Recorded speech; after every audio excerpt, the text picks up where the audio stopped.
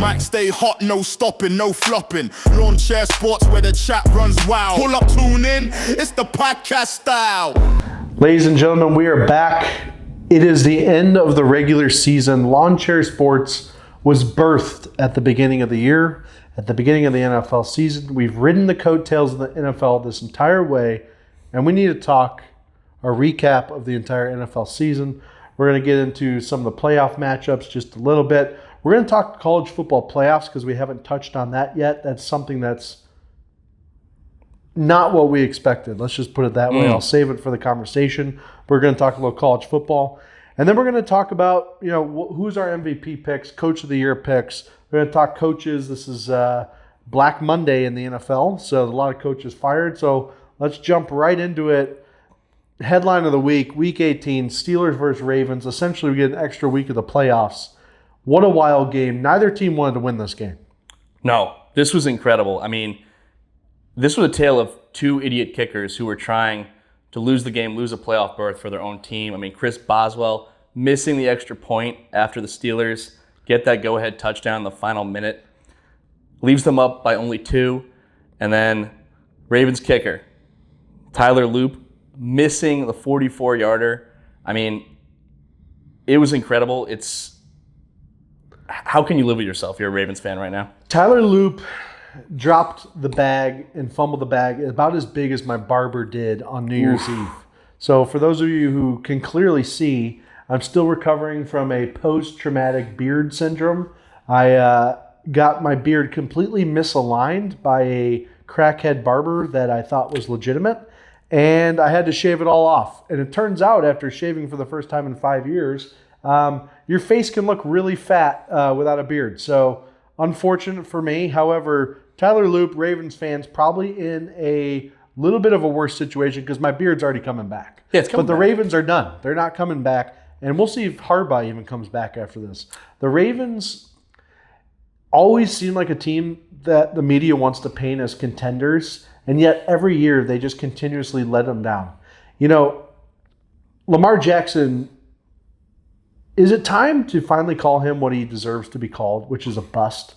This guy has come into the league, and every year he puts up good regular season numbers and then just absolutely tanks in the most meaningful games. If we're going to talk about Josh Allen being needed to win a big game, Josh Allen has won multiple playoff games and lost because of his defense in big games.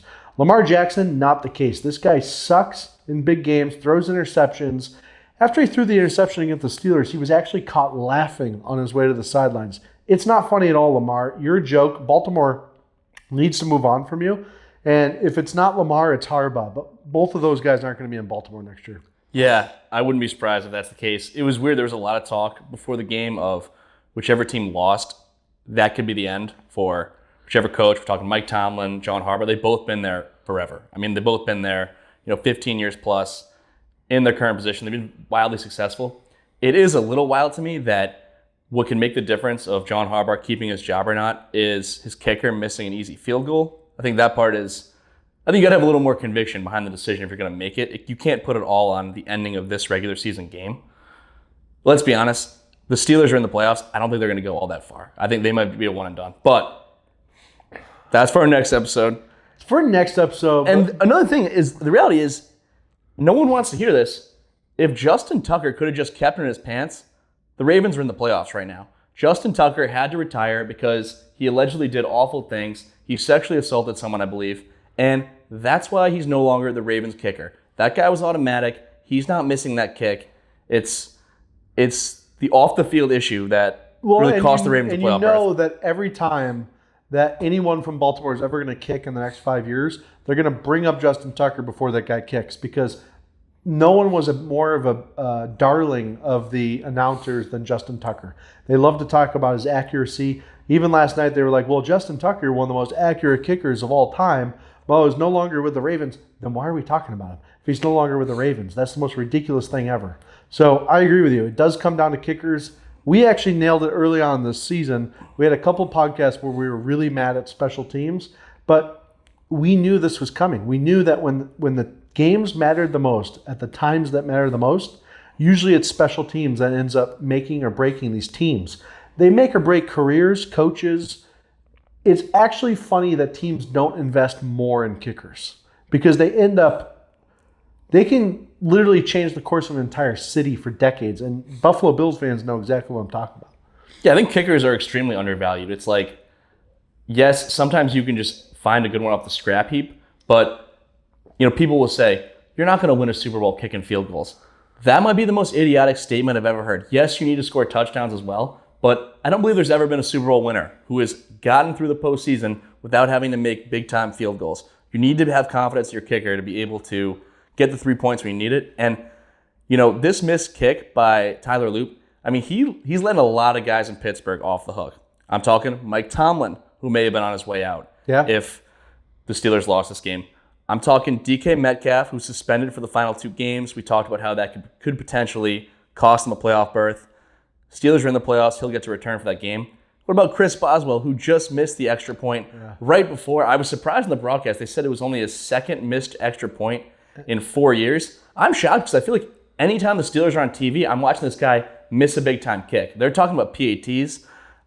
My memory must be field goal attempts, but, I feel like this guy it's not his first rodeo being a primetime choke artist, but he's off the hook. There's not many times you're going to pay attention to kickers when they are making the kicks, though, right? It's like, a good waiter at a restaurant, you don't notice them. That's the best thing about a good waiter. They're in, they're out, they're efficient, they do their job, and they move on. Those are the guys who get the big tips, right? You hate the guy who tries to make the dinner all about himself. No one likes that waiter. They become the star of the show. They share their name with you. They start talking to the girls at the table while there's guys at the table. Those guys are the worst. They're bringing over free shots to kind of like suck you up for an extra tip. I don't like that guy. That guy, to me, is a bad NFL kicker. You shouldn't notice them at all, especially punters, holders, snappers. No, they need to go unnoticed. Funny enough, though, I have heard reports that the Bills are looking into possibly bringing in Justin Tucker because we have no kicker right now. And Justin Tucker's like top of the list for free agents right now. So interesting to see what the Bills do at their kicker spot. Hey, like we said, you need to have a kicker if you want to do anything in the playoffs. So hey, if Deshaun Watson can make a comeback, I think Justin Tucker can. Yeah, there are horrible people on every NFL team. Don't be don't be so sanctimonious about it. Mm-hmm. All right. We also had the Seahawks and 49ers. So Seahawks absolutely dominate. They win the NFC West and they clinch the number 1 seed. The Seahawks have been kind of running under the radar all year. Sam Darnold, just another great example of this guy's masterclass, man. Last season, he had a resurgence in Minnesota with the Vikings, and all you heard at the end of the season, because he had one bad game and then one bad playoff game, was how it was just a flash in the pan. Oh, that's the real Sam Darnold. I'm so excited for the guy. He's a genuine guy. I'm so excited that he got another opportunity to start. And with a team that no one was expecting to even make the playoffs, they end up clinching the number 1 seed. So kudos to Sam Darnold and the Seahawks. I think they could potentially make a pretty big run. And honestly, it was a pretty bad game for the 49ers, exposed a lot of their weaknesses. I think Brock Purdy, though, don't sleep on him. Those two might meet up again, I think, in the NFC Championship. So we'll see what happens. Yeah, it's definitely possible for them to clash again. I think we spent a lot of the season saying it's a weird year. You don't have that dominant team that's standing out. No team rise above the rest. At certain points, we thought the Rams were maybe that team. I think the Seahawks are finally starting to stand out as that team that's a cut above the rest of the league. They rightfully locked in that number 1 seed in the NFC. That's going to be huge. Only one team gets the bye now. And what impressed me about Sam Darnold, he just ripped off some big-time wins at the end of the season. This one over the 49ers, very impressive to me. The win a few weeks ago against the Rams with completely normal officiating. I thought that was incredible. He really showed me something. It's like those were the same Rams that really ended his season last year. So, I think Sam Darnold, he might be shedding this big game choker tag. I think this team's legit. Mike McDonald has come over from Baltimore. He's brought over an incredible defense.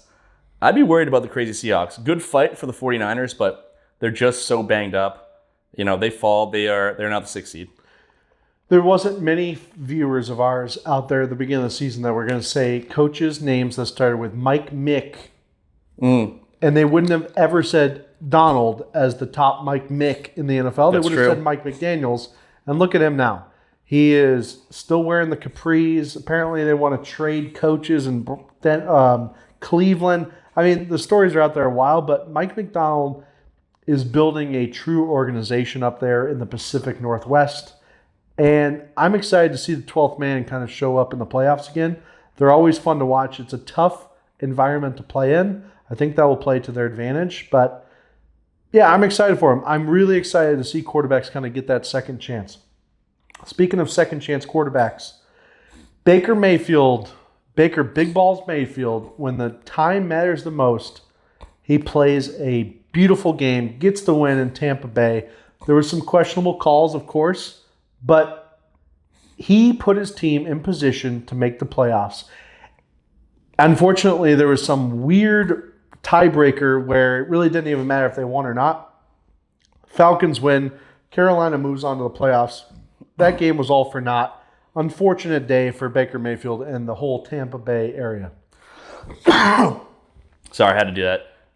It's not great radio, but hey. I love Baker, and I love the way he plays. It's crazy. At one point, midway through the season, he looked like the MVP favorite, and I thought the Buccaneers were a legit Super Bowl team. They ended up coming up short, but you got to admire how hard the guy plays up until the very end. I mean, he puts the body on the line to get every first down. A lot of teams will say, I don't want my quarterback getting hit like that. This guy doesn't care if he's eating through a straw the rest of his life. I mean, he's a football guy through and through. We probably will find out in the coming weeks that he was playing with 2 broken feet and 5 broken vertebrae. I mean, that's just the type of leader he is.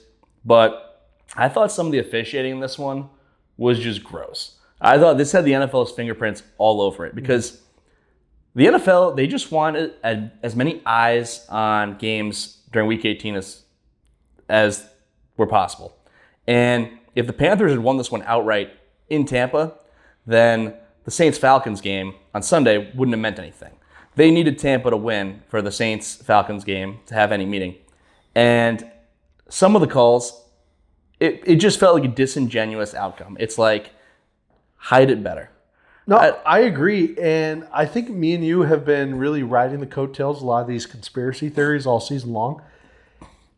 This is the first season I've really kind of joined in on these NFL officiating conspiracy theories. But with everything going on in the NBA, is it really far-fetched to think that with millions of dollars on the line, with commercials that suddenly matter, where they can sell the ad space for 10x what they could have otherwise, it has to be playing a little bit of a part, right? I think where there's smoke, there's fire. And I think if we review a lot of these calls, a lot of these plays, even the announcers and the head official up in the booth, there was some stuff going on that was a little strange to me in the Bucs game. So I think we're on to something. And yeah, who else would have watched the Saints versus Panthers in Week 18? Because neither of those teams could have even made the playoffs, but it ended up being must-see television. Yeah, very bizarre. I mean, all these leagues, through all the avenues they make money, most of their money comes from TV. Mm-hmm. So getting those viewers up, I mean, they'll do anything for an extra dollar. Even more than the gambling, it's about having eyes on that otherwise meaningless Falcons-Saints game. 100%. But it is sad for Tampa Bay, right? They really blew it here in the second half of the season. But hey, Baker, if you're watching, we're a Tampa local sports podcast. Come on the pod, have a couple beers with us, enjoy the Lawn Chair Sports experience, because that's really what it is when you come on this podcast. Any of our guests can attest to that. Other Week 18 news. So Broncos in the AFC, right? They clinched the number 1 seed. Number 1 seeds, Seahawks and Broncos, no one saw that coming. Right. It was a wild season, but Broncos have lined it up. Mile high, you're going to have to win a mile above sea level to go to the Super Bowl this year. Yeah, it's crazy. Broncos, Seahawks, those two teams get the buys. I mean, it's 2013 all over again. Also, probably 2 of the craziest atmospheres to play in. Yeah.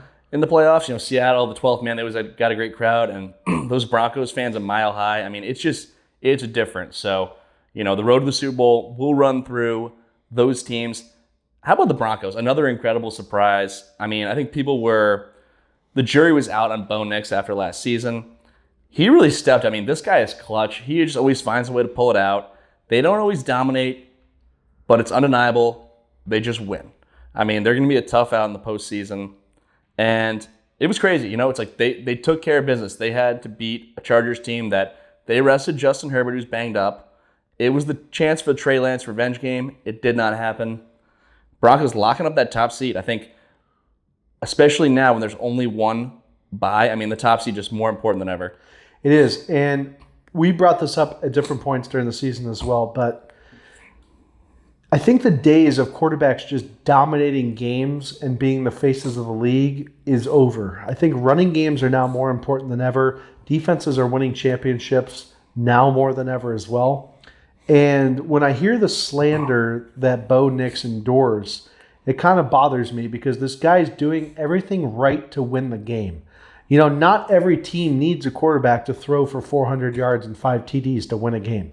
If a QB is playing smart football, playing within the system and not turning the ball over and then making plays in the clutch, that's really all you need as a quarterback. So I think we need to look away at all the stats and the stat padding and just focus in on who are the gamers, who is going to show up on that last drive and make the plays that are necessary, who can escape the pocket, make a linebacker miss to get that important first down on 4th and 8 on the final drive. I think that's more what these teams need to be looking for when they're trying to find their franchise quarterback, instead of just trying to mold some guy who can throw the ball 100 yards in the air and run the 40 in 4.4 seconds. I think the Joe Miltons, the Joe Burrows, I think that John Elway, Peyton Manning, Tom Brady, they just don't exist anymore. I think it's because youth football just doesn't train quarterbacks the way they used to. The whole upbringing of how to read a defense is now completely different. I don't know if you, who was it that was explaining at their press conference how to read defenses now and how it's completely different? It was one pretty famous quarterback. Oh, in the league right now? Yeah. It was a recent press conference. Do you remember? Oh, was it Phillip Rivers? And he was No, back, it was veteran guy though. Mm-hmm. Was it Kirk Cousins? I feel like he was one of the old guys. It was Kirk Cousins. And so he got up there, and for those of you who maybe have never played like higher levels of football, basically his point was back in the day, quarterbacks used to completely read the defenses. So they'd have a play at the line, right? And then they would have to read the coverage, and this all happens fast, right? You got to think the average play in the NFL is like 1.8 seconds. So this has to happen in about 1.8 seconds. You have to read the defenses. Usually that's by seeing the alignment of the safeties in the backfield and then watching the leverage of the DBs. That's kind of how you can read it quickly. But you have to make that decision. Okay, on your first step, boom, see the safety go out wide. It's cover 2. Based on that information, you have to process with what play and knowing I'm going to work high to low. Or you have your keys. Now, Kirk Cousins explained that the NFL is run completely different. Offenses were a little too complex for the quarterbacks that were coming into play. So these new offensive coordinators has changed it from reading the defense to just being pure progression reads. Progression read, what that means is basically instead of having to read the defense, you literally just look at receiver 1, not open, you go to receiver 2, not open, you go to receiver 3.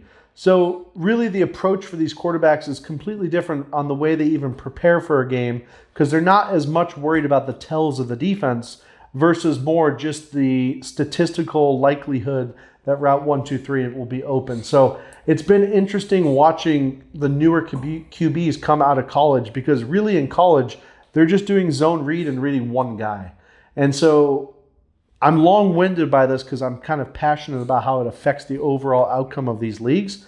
But that's why you see guys like Bo Nix, Sam Darnold having these resurgences because it's just easier to read defenses now as a quarterback. You're not thinking as much. So those athletes are able to play football a little bit more. And there's just not those prototypical drop-back passers like Drew Brees, Peyton Manning, Tom Brady, Phillip Rivers, even though he was back this year. But I'm excited to see where the NFL goes. I would like the NFL to really start like a development league just for the sake of getting some good quarterback play in because I am sick of watching 16 teams have good quarterbacks, and then the other 16 teams just have absolutely shitbags as quarterbacks. It's a problem. Yeah, and I think, kind of to hit off your point, how these guys, they're not equipped to read a defense like the guys who we grew up watching. You rarely see guys make checks at the line of scrimmage. It's just like they go, option A, he's not open. Option B, okay, they got RPOs.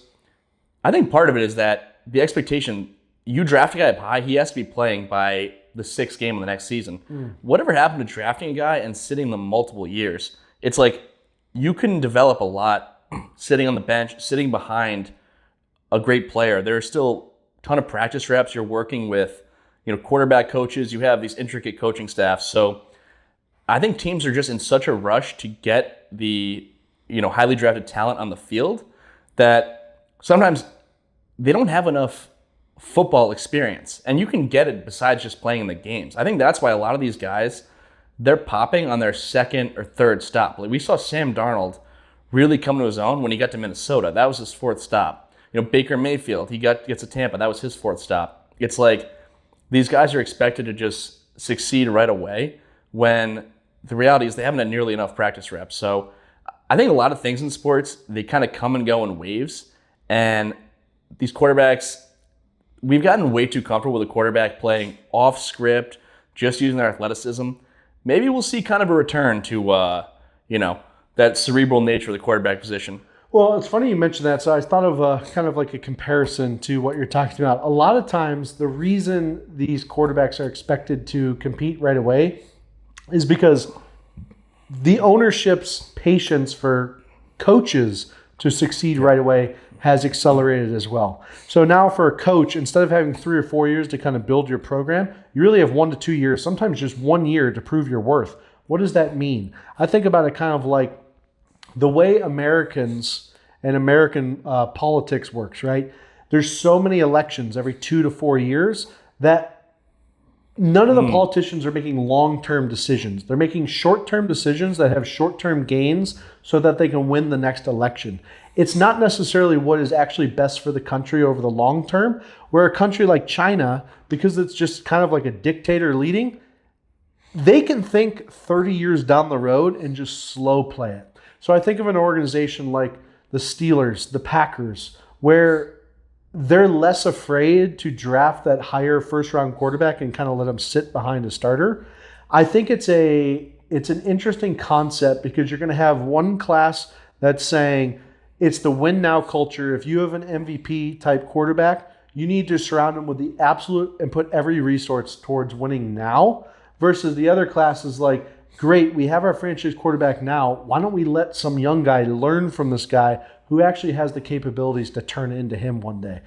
It's interesting because it's worked out very well for Green Bay. They've done that now since Brett Favre. They've had Brett, Aaron, and now Jordan Love. And that's kind of like the playbook in my eyes of how to stay consistent at the quarterback position. You look at a team like the Jets, the Browns, they have a different quarterback every 2 weeks. So I don't know which one's best.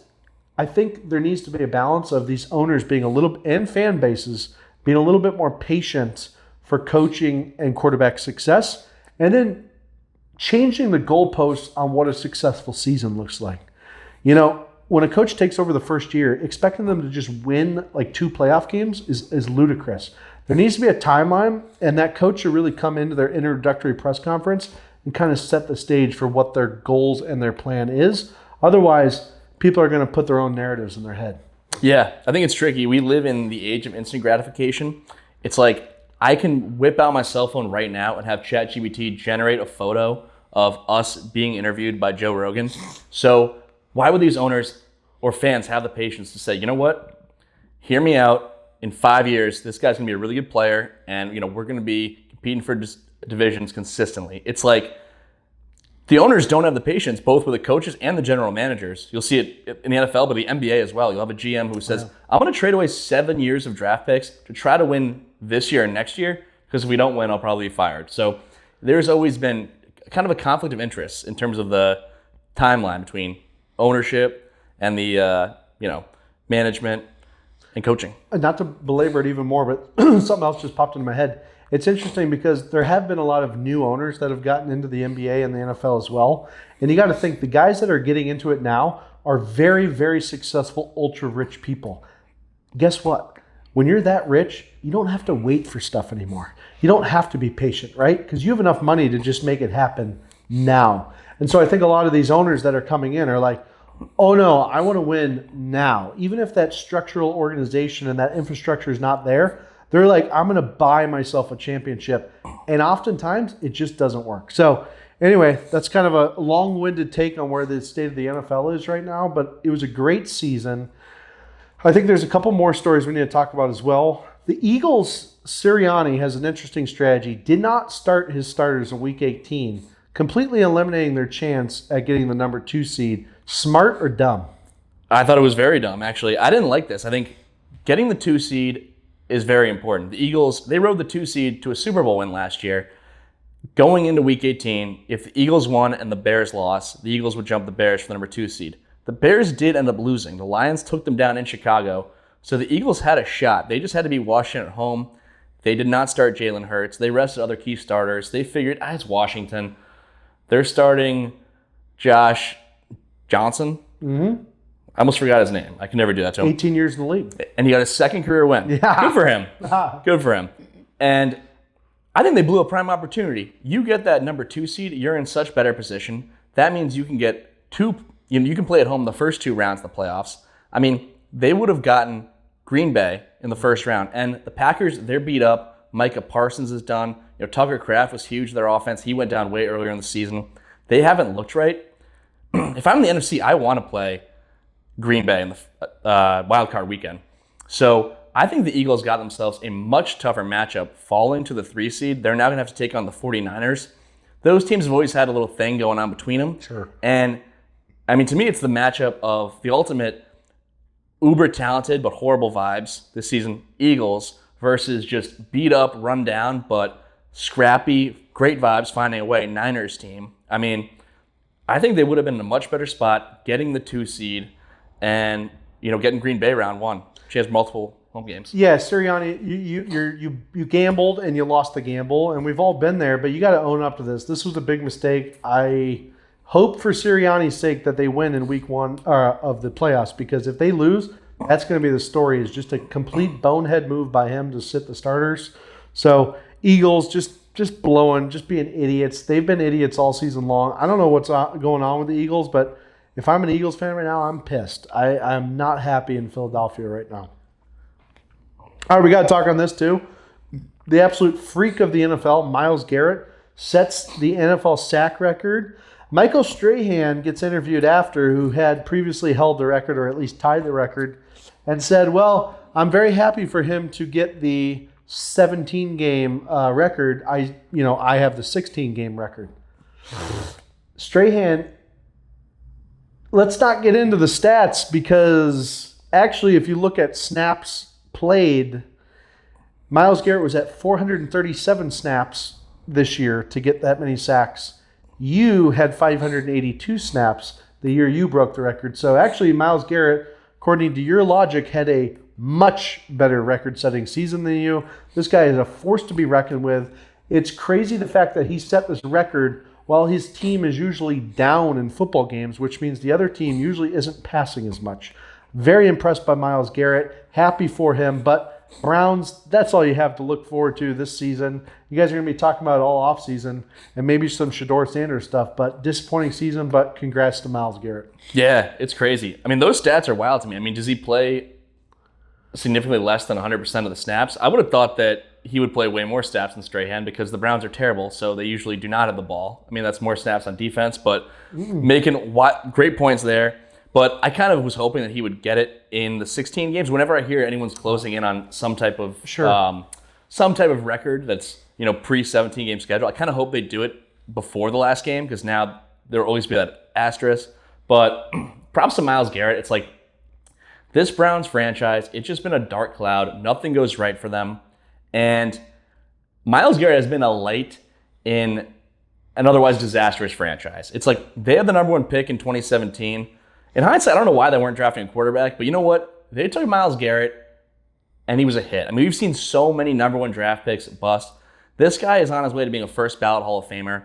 They got a stud defensively. I mean, they've wasted his prime years. He doesn't want to be there, but Myles Garrett, I mean, the guy is an absolute stud. Yeah, one of the biggest freak athletes in all of pro sports. So, hey, congrats, Myles. Awesome job there. Raiders. Tanks in the NFL season. Pete Carroll gone. First pick in the draft. Tom Brady, it's time to shine, buddy. This is your chance to kind of shape your new organization, the Raiders, with Al Davis. I think the Raiders are going to blow it. I don't think they're going to be good for a while. Las Vegas is the city of sin, and it is a sin that they even have a football team. The Raiders suck. Yeah, it's tough. I mean, get well soon, Pete Carroll. It is kind of crazy to look the team with the best record in football this year, it's the Seahawks. They moved on from Pete Carroll 2 years ago. The team with the worst record, it's the Las Vegas Raiders, the team that gave Pete Carroll a shot. I mean, he's 75. He's a fun guy. Just let him do his thing. I would like to see him in the media if he wants to do that. Or, you know what? I feel like he's more of like a speed walking on the beach guy. Just let him enjoy kind of his later years. He might be, if he's on the beach, you remember the headphones from the CD players that were kind of round and had foam on them? Yeah. And they kind of like wrapped around your head? They do. He would probably still be wearing those headphones using an iPod if he was walking on the beach. I can see it. Definitely. So that's what I envision for Pete. You know what? It didn't go right, but honestly, the Raiders may have been trying to tank this year. So he may have been kind of an undercover tank agent. They get the number 1 pick. There's a lot of time to talk about it. The assumption now, early January, is that the number 1 pick will be Indiana quarterback Fernando Mendoza. I love this kid. I think seems like a great kid. He's a ball of joy. Part of him wearing a Raiders uniform will look weird to me. The Raiders are known as kind of like a mean, rugged franchise. He just seems like just such a nice kid. But you know what? I hope he does well in Vegas.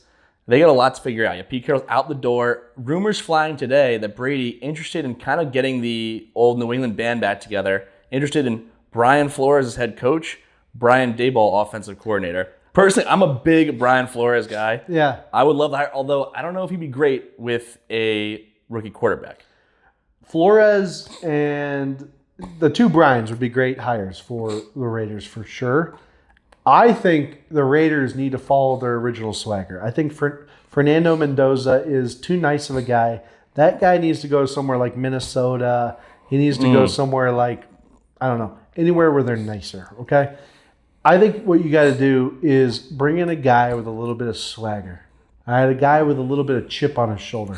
I'm talking Diego Pavia. I think Diego Pavia goes into some private workouts and impresses some people. I think the Raiders would be dumb to not get a franchise-changing player like Diego Pavia. Don't be fooled by him looking like he's just some guy who works at a convenience store. That guy can play football, and he plays it freaking well. So I have Diego Pavia going to the Raiders as number 1, and I'm saying that on January 5th, 2026. And so I'd like to see all the retweets when this actually happens. And so just remember, Trent from Lawn Chair Sports said Diego Pavia first to the Raiders. Yeah, he looked right in that uniform. And, I mean, look, they get the number 1 pick. Brady knows quarterback talent. It's any pick they make, he's going to have to sign off on it. 100%. So I wouldn't just assume it's going to be a lock. Mendoza at number 1. 100%. Another wild NFL conspiracy with refs. The Colts Alec Pierce gets ejected for contact with an official. The official bumped into him. This is a classic example of an official inserting themselves into a game and ruining what was going to be a career game for Alec Pierce. He even apologized mid-game to the ref for bumping into him. He's like, I didn't even mean to. I was just kind of like talking through the call. I feel bad for the Colts fans who had to endure this, but the NFL needs to adjust these policies going on for sure.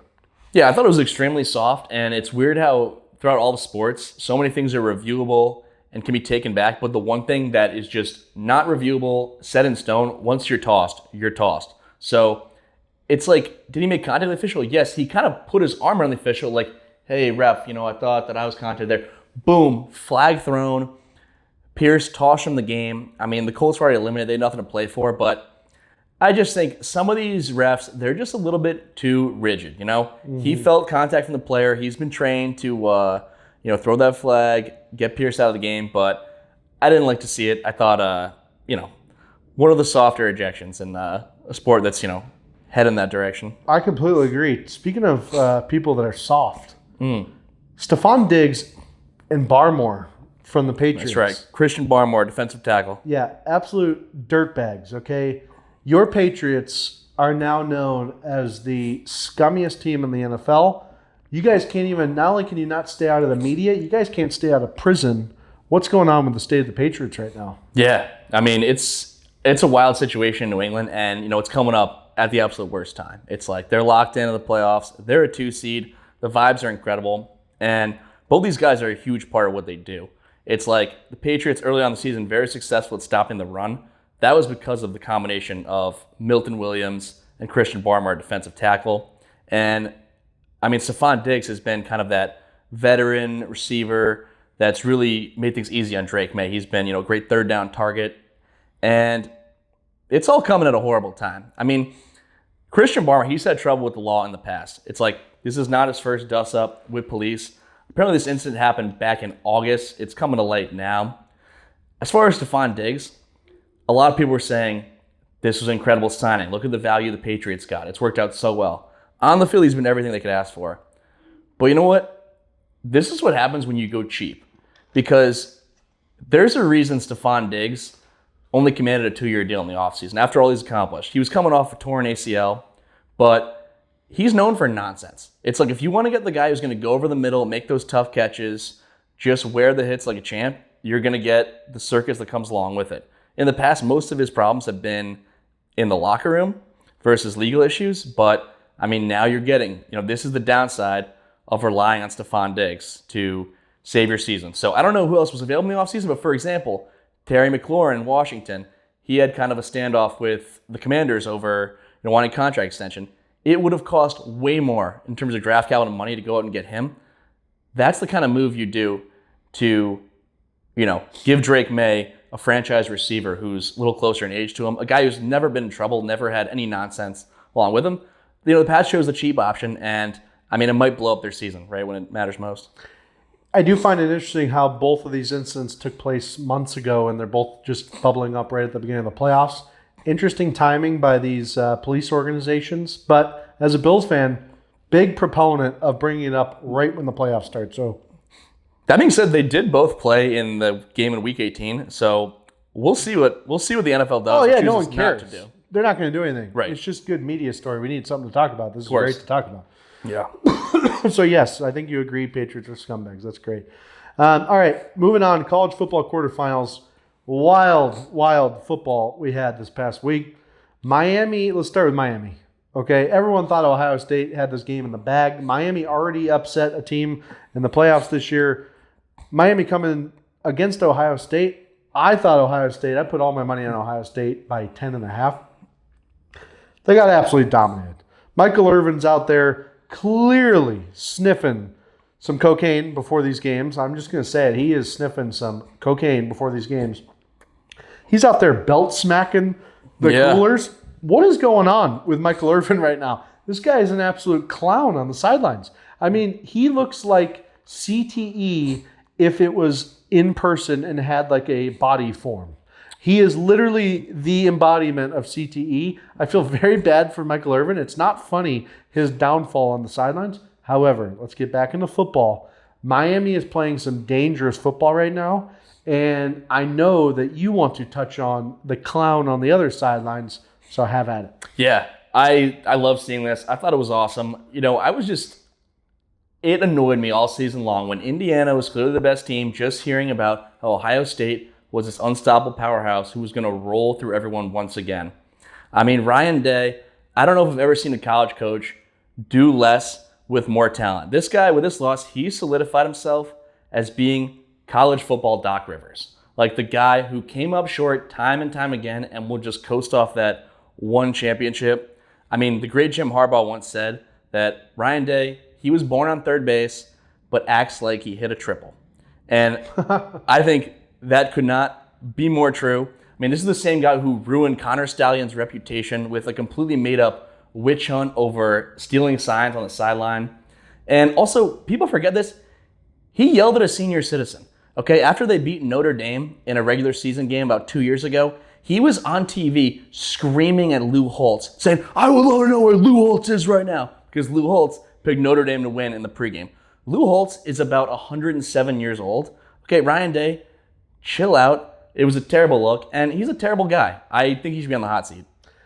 I agree with that. I had some time with Lou Holtz myself when I was at USF. I actually was recruited by his son, Skip Holtz, and Lou would come to practice sometimes. You'd always know when Lou was in town because you could smell his pipe before you even saw him, which was kind of like a cool old school coach allure that was like, uh-oh, Lou's here. Lou had dementia 10 or 12 years ago. This guy was driving a golf cart through the middle of drills with a blinker on. I don't know why his golf cart had a blinker.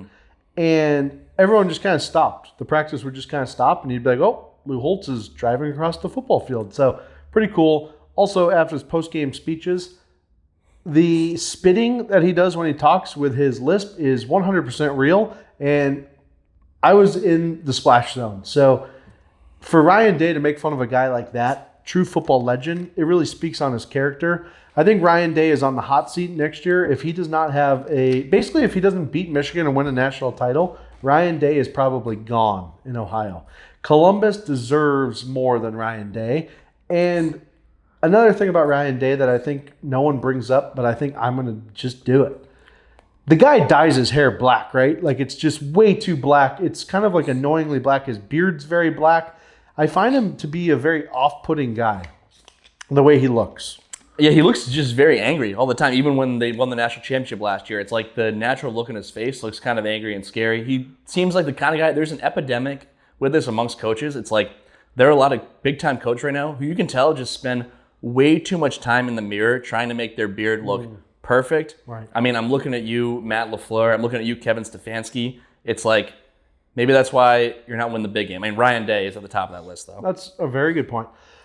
Miami keeps rolling, though, so we'll see what happens with them. But they got some momentum right now. The other game, this was interesting. It was Oregon versus Texas Tech. I thought, I'll be perfectly honest with you, I thought the oil money that's kind of running through that Texas Tech program right now was going to outlast the Nike money. But I'll be damned, Phil Knight beats all those Texas slicks, and Oregon shows Texas Tech who's boss in Division I football because they absolutely stomped them. Wasn't even a game. Oregon, sneaky out there. Dan Lanning has the boys running right now. Yeah, Oregon, it's interesting. They're now in this weird underdog position. But after this one, Texas Tech getting shut out, I don't ever want to hear the outcry over the group of 5 teams making the college football playoff ever again. Because I had to watch Nick Saban on TV, the shriveled up old nutsack that we call Nick Saban, acting like his dog died because Tulane and James Madison were a part of this tournament over the likes of Notre Dame. And the reality is, JMU put up 34 points on Oregon. It was a 17-point game. I mean, they showed out better than Texas Tech. So, you know, I mean, I'd like to see that narrative go out the window. That's a really good point. I actually saw a lot of stats going into the original week of college football playoffs because everyone had that same narrative that they shouldn't be playing. And they actually went back and looked at the last 15 years of the games, and the people that were in the Power 5 that weren't the top teams or whatever they want to call them, they ended up having a pretty close margin of defeat or victory in most of those games. And to your point, the other teams in the top 4 conferences get smacked all the time, just no one talks about it. So, great point, Andy. Great point. Indiana. So, another one. They were facing Alabama. For some reason, I must be old school college football guy, but I just keep thinking that Indiana isn't for real just because they're Indiana. And Cignetti even kind of alluded to it in his post-game press conference where he was like, why can't we do it? Because the name on our chest is Indiana. And my answer is, yeah, at least for when I'm betting, I'm like, when I see Indiana versus Alabama, I'm sorry I grew up in a time where Alabama just won every single game. So I still have this thought in my head that Alabama, no matter who they're facing, no matter how they played in the regular season, they're just full of first-round draft picks, and they're just going to beat whoever they want. Well, they didn't. And I lost money on that game as well. And Ty Simpson got hurt. And Alabama just fell apart. So Indiana looks for real. Mendoza's playing perfect football. I heard one commentator say that basically Indiana just doesn't make mistakes. They just go out there and they play a perfect football game. They make all the right decisions. It could be one of the most well-coached teams I've ever watched play the sport of football. Yeah, it's incredible. I love what Indiana's doing. I think they're probably the coolest story in college sports over the last 2 years. I love seeing kind of a program not known for football just rise to the top and dominate. And I totally know what you mean. It can be hard. I feel the same way betting the NFL at times. It's like, what? Like the Jaguars are going to make a Super Bowl run? Sometimes you just can't trust that logo. But Indiana is for real. I mean, they completely outclassed Alabama. In hindsight, why was Alabama in this? They were 9-3 in the regular season. I guess they made it off brand recognition. They wanted to make Nick Saban happy. But this Indiana team is for real. I mean, to me, they look like the clear best team left in it. And I think the shine has worn off this crazy Alabama Crimson Tide. It's like everyone said it. Joke's been made. Now everyone can pay the players, so it's a level playing field. But I think that's really what's at play. It's like if you're a kid being recruited, you're not going to play for legendary Nick Saban anymore. You're going to play for Kalen DeBoer. I barely know who that is. And if you're going to be paid no matter where you go, it's like if you're an 18-year-old kid, there are more exciting places you can land. I mean, if you're an 18 years old, would you want to land in Tuscaloosa, Alabama, or would you want to be in an exciting, bustling city like Miami, Austin, Texas, Bloomington, Indiana? I mean, I think that's really where Alabama's taking a hit. You're right. I mean, it's going to be tough for cities like Tuscaloosa, cities in Mississippi, cities in Georgia to compete against Bloomington, Indiana. It is a hustling and bustling. What they say there in Indiana from the people I've spoken to is that there's something to do there every night. Right. And, the movie theaters stay open 7 days a week out there. So shout out to Bloomington, Indiana. Right. They got a 24-hour Kroger now, too. So And they deliver. Yep. Yeah. So they actually stopped delivering in Florida, but they're still doing it in Indiana. Another great game. Ole Miss defeats Georgia. The ghost of Lane Kiffin keeps haunting Lane Kiffin, not Ole Miss. Ole Miss has that chip on their shoulder from their coach leaving, and they're just proving the college football world saying, hey, wait a second. Why do you want to coach a football team? You want to win a national championship. So when you're en route to win a national championship, you should leave the team for a couple more $1 million in a private jet. Apparently Lane Kiffin thought so, but Ole Miss says, here's the bird, buddy. We're going all the way, and we're going to make you regret leaving. Yeah, I mean, if you're LSU, you got to look at it and be like, wait, why did we give this guy all this money and agree to pay for any losses in the sale of his house?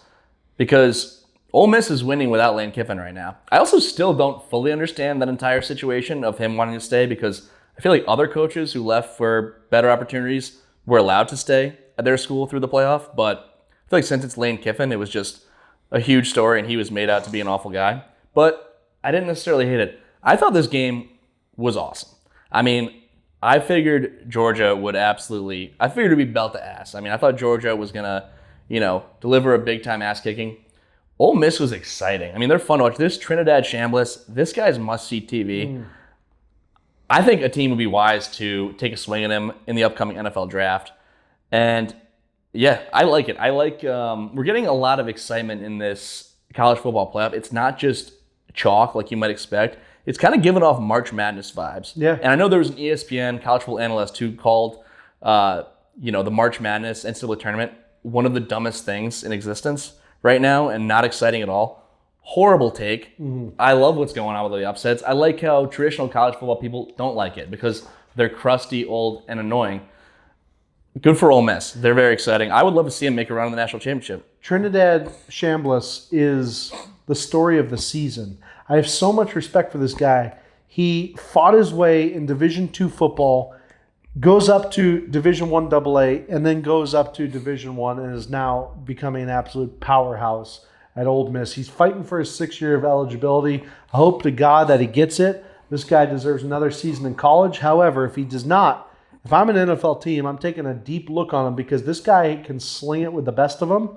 He's quick out of the pocket, and he makes good decisions, and he makes big-time throws in big-time games. Okay? If you want to be a first-round draft pick, you got to make big-time throws in big-time games under the big lights. And that's what this guy continues to do. I hope to see him have continued success. He is now officially a friend of the program. Yep. So go Ole Miss. I think I might be rooting for them the rest of the way. Yeah. Very exciting upstart group. Yeah. So I'd like to see Lane Kiffin just get asked about that all offseason. It would be pretty hilarious. That would be pretty hilarious if he just had to answer for that all offseason and every recruit that came in said, hey, if I sign up with you and we're about to win the national championship, are you going to stay? And he'd have to answer that question. And I don't know how he could answer it honestly because the proof is in the pudding. Well, I do like how it's finally coming to light in sports. It's like, not that coaching isn't important at all, but it's like, oh, wow, players actually win games. It's like we're seeing legendary coaches leave and, oh, would you look at that? The talent wins out. It's like, oh, how are they doing without Lane Kiffin? Hey, there's a whole staff there. All the players are still there. It's like, no, that's a very good players point. matter. Yeah, they absolutely do. College football, wild. We're going to give our picks for this upcoming weekend in the next episode, so stay tuned in for that. Click follow if you haven't already. We are going to be trying to release at least 1 or 2 episodes a week here moving forward. Yep. Probably after the NFL season, we'll probably switch it to 1 episode a week because I don't know what we'll talk about after that, to be perfectly honest. There's only so much America can do in terms of capturing dictators, and you guys probably don't want to listen to that on a sports podcast. So we're going to talk NFL regular season recap. We're going to kind of give some awards out. We're going to talk about our biggest surprises. What I want to delve into, Andy, without going into too much detail, let's kind of do it at a more rapid-fire pace. But let's start first with biggest surprise of the season. What was your biggest surprise in the NFL season? Yeah, I think there were a lot of contenders here. My biggest surprise, I'm going with the crazy Jacksonville Jaguars because I don't think many people saw a big turnaround coming. I mean, they're the 3 seed in the AFC. A lot of people, they've won 8 straight. People view them as a serious threat to go on a run. And what's crazy is that they did it all without a big season from Brian Thomas Jr. He was a great rookie last year. They did it with very little from Travis Hunter. They didn't get off to a great start. And I just think these crazy Jaguars, I mean, in a year filled with surprises, they were one that stood out to me. Yeah, Liam Cohen definitely turned the boys around for sure. My biggest surprise of the season was actually your New England Patriots. Yep. I think there was no one in their right minds who thought that the New England Patriots were going to come out. Drake May was going to have statistically one of the best seasons of any Patriots quarterback ever, have a quarterback rating, the highest, I think, one of the highest QB ratings ever, one of the highest completion ratings ever, and a first-year head coach bring a young quarterback and a young team into beat and put themselves in a position to win the AFC East against a Josh Allen and Buffalo Bills-led division. I think the Patriots, kudos to them. Kudos to Mike Vrabel. Let's see if they can make some noise in the playoffs. I'm hoping that we see you guys later on. Yeah, that'd be exciting. Yeah, 4 wins to 14 wins. Kind of a crazy jump. Huge jump. Yeah. Next one, we have biggest disappointment. Yeah, I mean, a ton we can throw out here, but I mean, I think number one choice, it's obvious. It's the Kansas City Chiefs. I mean, people were picking them to be right back in the Super Bowl. People thought they'd be in the mix. No one saw a 6-win season coming for these crazy Kansas City Chiefs. And then the cherry on top of it all, Patrick Mahomes goes down with a torn ACL. I mean, this was truly a season from hell for the Chiefs. It had been an incredible, past 6 seasons, 5 Super Bowls in 6 years, and not even in the mix. I mean, I don't know how anyone could have seen this one coming. The Chiefs, but one thing I will say, I do think the Chiefs being out of the mix made this NFL season so much more enjoyable to consume. Because last season, while the Chiefs were chasing their three-peat, all the talk throughout the NFL was dynasty talk. Dynasty, legacy. Is Mahomes going to catch Brady? Are they going to three-peat? I find three-peat talk annoying. I mean, apparently it's what people want. Apparently dynasties sell. But I just found it refreshing this season to hear about some different teams. It's like, yes, what the Chiefs have done this era has been great, but there are 30 other franchises. 31 if you count the Jets. So I just thought it was cool to hear about some different teams this time around, and they'll be back, but it was nice to get a break from them for one season. No, I agree. My biggest disappointment of the season was definitely Joe Burrow and the Bengals. Joe Burrow is just that gift that keeps on giving. Every year you think you're about to be in position because every commentator going into the season lists him as one of the top 3 quarterbacks in the NFL, so you would think that his team is going to be good considering they have 2 of the best receivers in the NFL too, and just re-signed one of the top defensive ends. But the Bengals are trash. Joe Burrow can't stay healthy. Now he's giving weird interviews. He looks like Macaulay Culkin now up there on the mic.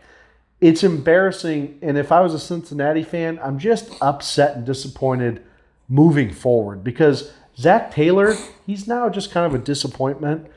Burrow's a disappointment. I'm just disappointed with no hope if I'm the Cincinnati Bengals. Yeah, that's a great call there. Cincinnati, disappointing. I mean, once again, they've been disappointing for a few years now. Let's save MVP for last. Let's move on to Coach of the Year pick for this year. Yeah, I mean, this is another great one. A lot of good candidates here. I feel like 5 or 6 guys would win it, and there'd be no complaint. But I'm going to go with Ben Johnson in Chicago because I think we saw a huge swing in the NFC North. He departs from Detroit. They go from the number 1 seed to missing the playoffs. He brings a lowly Bears team that hasn't been in the playoffs in 7 years. He gets them the 2 seed in the NFC.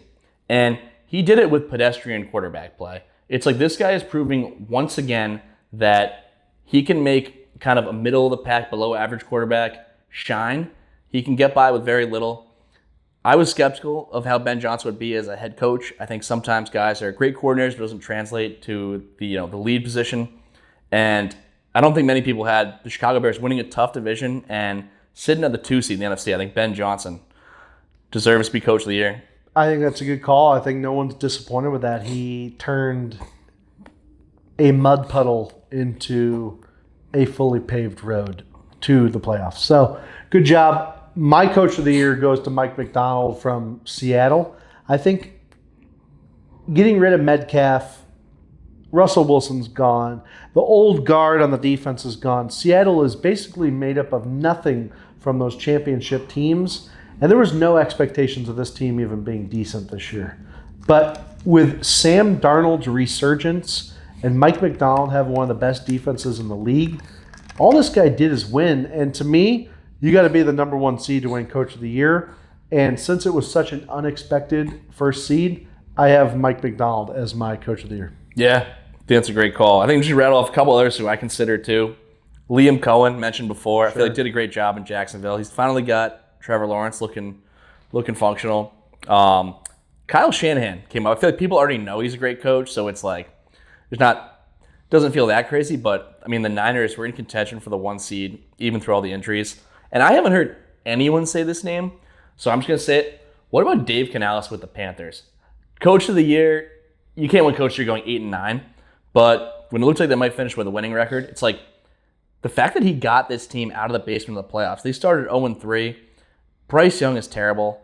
I don't know. I think this guy has done a pretty damn good job. Also, he's just unreasonably handsome. I don't think that's part of the criteria for Coach of the Year, but I do believe he should be called out. It wouldn't look bad for the NFL to be posting that guy's mugshot around for sure. Right. I think going to more of an uglier coach, Sean Payton could have been in contention as well with the Broncos, and also Mike Vrabel. So definitely.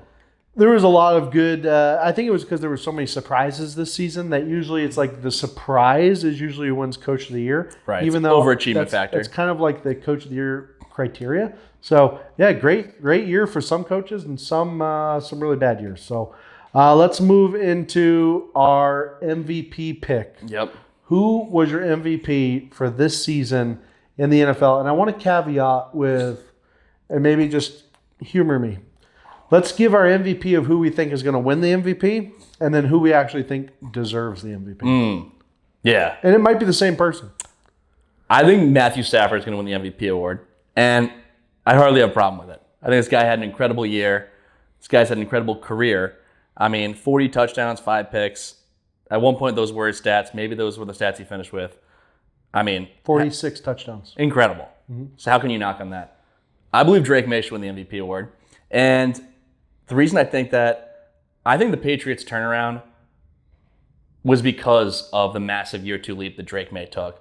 Like, not that Matthew Stafford didn't play incredible, but he had a much better team around him. I mean, he had maybe the best wide receiver duo in the league with Puka Nacua and Devontae Adams. It's like Drake May was kind of doing it with pedestrian talent around him. I mean, this guy, and it's similar to what we said about Coach of the Year. It's the overachievement factor. I mean, I think a lot of people would have expected the Rams to be pretty high seed in the NFC, one of the top contenders. I don't think many people thought the Patriots would be battling for the 1 seed at the very end of the season. So Drake May is my pick. I know Stafford does have more impressive, touchdown to interception ratio, but Drake May also does it with the legs. He had rushing touchdowns. He rushed for 500 yards. I mean, Stafford, I think, had 9 rushing yards in the season. So I like Drake May. I also just think flip the two. I mean, I don't think the Patriots would be terrible, but I doubt they're a 14-win team. You put May on this year's Rams. I mean, I think they're everything the Rams were and more. So That's my logic. No, I think that's good criteria. That's why I wanted to ask that question, because I definitely think Matthew Stafford's going to get it kind of signed, sealed, delivered in terms of that, because it's turned into more of just a stats award than it has been what I think the true definition of MVP stands for, most valuable player. And there's no one more valuable to their football team, their city, their organization than Josh Allen. This guy, I know his numbers weren't as good as last year. I know the record wasn't as good as last year. But if you remove Josh Allen from the Buffalo Bills, they're in the toilet bowl game against the Giants this year. I mean, that's just the reality of the matter, is that Josh Allen is more important and more valuable to his organization than anyone else out there in the NFL. You could argue with me all day long about someone who's more important. But like you said, you put in Matt Stafford in Buffalo, I don't even know if they make the playoffs. You put in Drake May in Buffalo, I don't know if they're making the playoffs. You put Josh Allen in either of those cities, for sure those guys are making the playoffs. Josh Allen, most valuable player in the NFL, second year in a row. If we had a vote, that's who I'm voting for. And I don't really disagree that Josh Allen he's the engine that's keeping the Bills running. I think it's a disgrace, the receiving core they've given him. They need to get serious about giving him a real wide receiver this offseason. But it is funny to hear that when James Cook finishes as the league's leading rusher. I think the narrative that he had absolutely nothing around him is a little bit off. I mean, James Cook doing it on the ground, helping him out a good bit. But I mean, he had no help. Right, no help at all, including James Cook. But a lot of people everyone on every podcast is saying this with regards to Matt Stafford, so we need to throw in the buzzword. They're saying the MVP, it's a lifetime achievement award. So we're going to include it in ours because we got to do what the other podcasts do. I agree. That's kind of how the MVP, it's kind of like a pass it around, like, all right, you get to touch it, now you get to touch it award. Because we always say this in the NBA. It's like sometimes the best player is the best player 6 years in a row. People always say, like, if it were really the most valuable player, wouldn't LeBron have about 12 of these? And, it is it's an award where everyone kind of gets their turn. This is probably Matthew Stafford's last chance to win the MVP award. Oh, sure. Whereas Drake May, it's his first full year as a starter. If things go as planned, he'll have other cracks at it. I think for the voters, Matthew Stafford, hell of a career, well-liked guy. If it's 50-50, you're going to lean veteran, who's probably his last chance to win it. I know, and that's what bothers me about these awards, is because people put into these random criteria that they just make up on their own that has nothing to do with the actual definition of the award itself. I don't like it. Doesn't matter what I like, though. Matthew Stafford's going to win MVP, Yep. So congrats, Matthew Stafford. Love your veneers. Think they're really white. Really great job. Is there anything else we want to touch on? Yeah, I think real quick, we can just hit on some fired coaches. Because we talk mostly about, the teams who things went right for. Teams are going to the playoffs. They will play into January. But some of these teams, things didn't go right this year, and coaches out the door. I mean, amongst coaches who have been shown the door so far, we're talking about Raheem Morris in Atlanta. Done. Pete Carroll. Gone. In Vegas. Kevin Stefanski See in ya. Cleveland. I have my list somewhere, and I can't find it. I'll get your list. There are others. It's incredible. So we got Raheem Morris, Pete Carroll, Kevin Stefanski, and Jonathan Gannon. That's right. Jonathan Gannon, Arizona. That was kind of an interesting one because he was one of those younger guys. But if you've watched any of those in-season Hard Knocks, Gannon, tough motivator, man.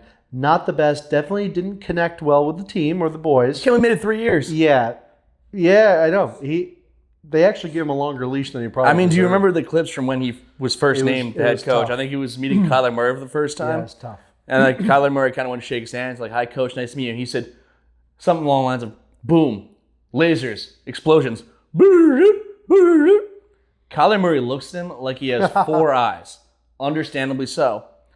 And I think for Jonathan Gannon, he's thinking, I am this new age players coach motivator guy. I don't think it landed. No. It did not land in the locker room. 3 years they went nowhere. To me, that's probably the most understanding firing. The Falcons, they finished the season on kind of a tear, but they made major overhauls. Raheem Morris out after 2 seasons. The general manager is out, and Rich McKay has been the president of football ops for 15 years. He's out, so big changes coming there. And Raheem Morris, after giving Arthur Blank a hug after the game too. Wow. Yeah. Well, So, maybe tough it's to like, see. hey, it's like, thank you for paying me next season to do nothing. Like Yeah, fair. I will have a phenomenal time at my beach house. But and then Kevin Stefanski, he's like going Cleveland. He's a 2-time Coach of the Year award winner. Brought the Browns to the playoffs twice in a 6-year tenure. A lot of people think he's, a very good offensive coach, good quarterbacks coach. I think for me, where it went wrong, he made this personal dislike of Shedeur Sanders too much of the story this season. Like, as the head coach, you're a CEO, and you should be burying that story, regardless of what your personal feelings are about Shedeur Sanders, whether Dylan Gabriel's your guy or not. You got to just sweep it under the rug. You got to say the right thing in front of the camera, and it's like, this guy wanted the world to know that Shedeur Sanders wasn't his guy. I think that was ultimately his downfall. Hey, big win for the Sanders family. I think you'll see a much more poised and happy to be their guy next year in Shedeur Sanders. Hopefully he comes out as the starting quarterback at the beginning of the year. I think Cleveland made the right decision. Those Browns fans need a little bit of hope out there. They definitely do. With that being said, those are the firings so far. Definitely possible that even teams that qualify for the playoffs could make a coaching change. But is there anyone else who you think should be on the hot seat? I mean, some other names that are kind of floating around who, could be on the move. Zach Taylor in Cincinnati. Yeah, I can tell you right now who I think should still be fired. Bills lose in the first round against Jaguars. McDermott's gone. If Cincinnati doesn't fire Zach Taylor, they're morons. He should be gone. Mike McDaniels from Miami, he needs to go. I think Pete Carroll, we already talked about, he's gone as well. I think that was a great firing. I think, obviously Dable in season with the Giants was fired as well, so he's gone. I think there's an argument to be made that Buddy from the New York Jets. Yeah, Aaron Glenn. A cornerback who was one of the first coaches to ever go through a whole 17-game season with no interceptions. That's a good point. Not good. It is tough. It's Aaron Glenn. He really didn't get a fair shot. I mean, they did kind of they tore down their team halfway through the season. I mean, they weren't going anywhere, and also they handed him a complete bridge quarterback, Justin Fields. I think maybe regardless, he might have shown so little that they know. Yeah, but they had Aaron Rodgers, and Rodgers met with him to re-sign, and then Aaron Glenn treated him like absolute garbage. That thing was broken, though. Rodgers with the Jets was broken. Like Rodgers just led a Pittsburgh Steelers team that has no business being in the playoffs to the playoffs. He needed a fresh start. I mean, maybe the Jets, they saw so little in Aaron Glenn, they think it's time to move. It might make sense for a clean start as a whole. Assuming they're going to draft a quarterback, it's like instead of giving him this second-year defensive guy, just start over with a new offensive staff and go from there. But I feel like Aaron Glenn, I mean, that's why if you're a first-time head coach, maybe hold out before taking that Jets job. I wouldn't want yeah. You got to be careful if you're one of these coaches. But honestly, not really. That's all kind of BS. I mean, listen, if someone's going to offer you $5-7 million to be a head coach, I don't give a shit if it's the New York Trashmen, dude. Well, especially because it seems like no one, they always say like, oh, well, they have to give him an extension because he'd be a lame duck next season. So it almost seems like any coach who's fired does it with just years left on their contract, and they get paid to do nothing. So it's almost like the best severance package you could possibly have. It's like people think, yeah, it would be great to be a hyper-successful NFL coach. No, I think being an unsuccessful, fired NFL coach might just be the best gig. The best gig is you have 2 good seasons. You don't win the Super Bowl, but you get that max extension. Then you suck and get fired with like 4 or 5 years left in your deal. Then you can be Ed Ogeron and just absolutely chilling on podcasts talking about how you actually cheated when you were at LSU. I love Ed Ogeron, and it is secretly my dream to be a coach, get signed to a $7 million a year deal, and get fired halfway through the first season. Yeah. That would be amazing. That's a dream gig. I don't know who wouldn't want that. It'd be great if like Spotify signed us to a $100 million deal for 6 years, and then we just sucked so bad and got no listeners that they just said, listen, take the money, don't record one more episode. And I'd say, but like, this is our passion. This is what we do. But, okay. And I think that's a lesson for everyone out there. It's like, you probably think it's about hustling, it's about grinding, it's about doing your job well. No. It's about being good at the negotiating table. It's like the people who are the highest earners in this world are those who interview the best and convince someone else to pay them the most money. How you do in the job afterwards, I mean, that's pretty much irrelevant. So be strong in the interview, be strong on the negotiating table. Yeah, and I will say, just to caveat that and put a little disclaimer there, Andy is being sarcastic right now. So if you're a future employer watching this, no one works harder at their job than Andy. That's true. Or myself. So that was a joke. Yeah. 100%. Right. But also, if you don't understand that sarcasm, then he might not even want to work for you. But Valid I'm speaking point. for him. I don't know. Yeah. Maybe he doesn't care. All very true. But yeah, other coaches floated as potentially being on the hot seat. John Harbaugh in light of the Ravens' loss. People also talking about Todd Bowles in Tampa. Could this collapse kind of lead to his? Yeah, Todd Bowles needs to go. I'm a Todd Bowles guy, but that's just because I love his non-reactions to everything on the sideline. I think he's unintentionally one of the funniest characters in all of sports. I think when you have all these super fiery, hard-out coaches, you have this guy who looks like he doesn't even know he's on the field. I can't imagine what he's like in an interview. Apparently people like him. I think he might be the best, well, I was going to say he might be the best Jets coach of my lifetime. I can't disrespect Rex Ryan like that. Ryan. But Definitely. I think Mike McDaniels in Tampa is a good fit. I could see it. I mean, it could be kind of like A little swagger with Baker. Fire and ice thing with Baker. I will say, I would, if you're a team, I think Mike McDaniel could be a great offensive coordinator. Yeah. Maybe he doesn't get another head coaching shot right away, but I think the guy is, he's got coordinator written all over him. He's a quirky dude. He does not have the CEO traits to kind of stand on the podium and represent the franchise, but if you want to tell me he's an offensive genius at writing up plays, great. Go do your thing in the background. I agree. I think we'll see what happens. There's still some time to go for some of these firings. It's going to be a wild NFL offseason, but it's not the offseason yet. So we got playoffs coming up. Next episode, we're going to give all of our predictions for this upcoming week. We're going to skip talking about Venezuela and Maduro because turns out Andy reminded me before the show that we are a sports podcast and not everyone wants to hear politics. But I'll touch on it quickly anyway.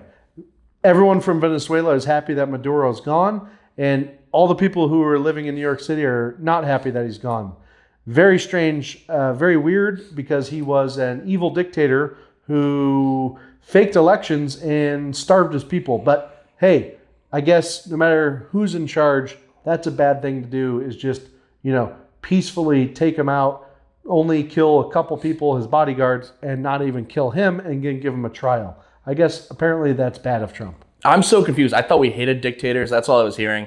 I can't keep up. I'm not. I feel like I'm a few weeks behind on the news, and I don't know what's going on. I thought it was a happy story. I'm kind of just leaning on others. I'm like, tell me how to react to this, so I, don't lose employment prospects. It's a weird time to be alive, guys, but luckily for you, you have some two level-headed guys in lawn chairs giving you all the opinions that you should care about. And Andy, another successful episode. Guys, if you haven't already, please hit the follow button. Thanks for sticking along this long. And Kevin, if you're listening, text us. Yep. All right. Thanks, guys.